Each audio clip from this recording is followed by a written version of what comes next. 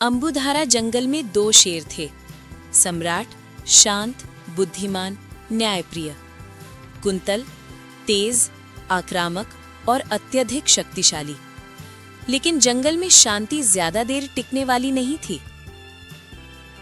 एक रात कुंतल अपने झुंड के साथ बिजली जैसी दहाड़ लगाते हुए चरागाह में घुसा। हिरण डरकर तितर बितर हुए, भेड़िए झाड़ियों में छिप गए, तेंदुआ तक ऊंचे पेड़ पर चढ़ गया। कुंतल गरजा, अब जंगल का अकेला राजा मैं हूं, जो मेरे आगे झुकेगा वही जिंदा रहेगा। उसके पंजों की चोट से पेड़ की छाल तक उखड़ गई।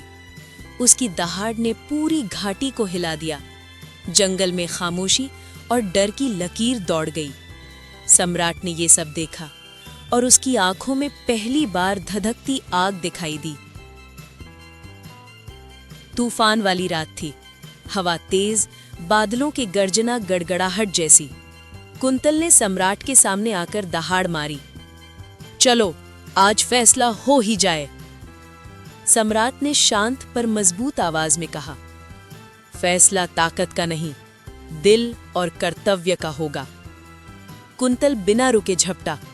उसके नुकीले पंजे हवा चीरते हुए आए, लेकिन सम्राट कतराकर किनारे हो गया। कुंतल चट्टान से टकराया, धड़ाम, पत्थर टूटकर बिखर गए। जंगल की हवा कांप गई। अब कुंतल और गुस्से में था। उसकी आंखें लाल, दांत चमकते हुए, बाल खड़े, पूरे शरीर में खतरनाक हिंसा।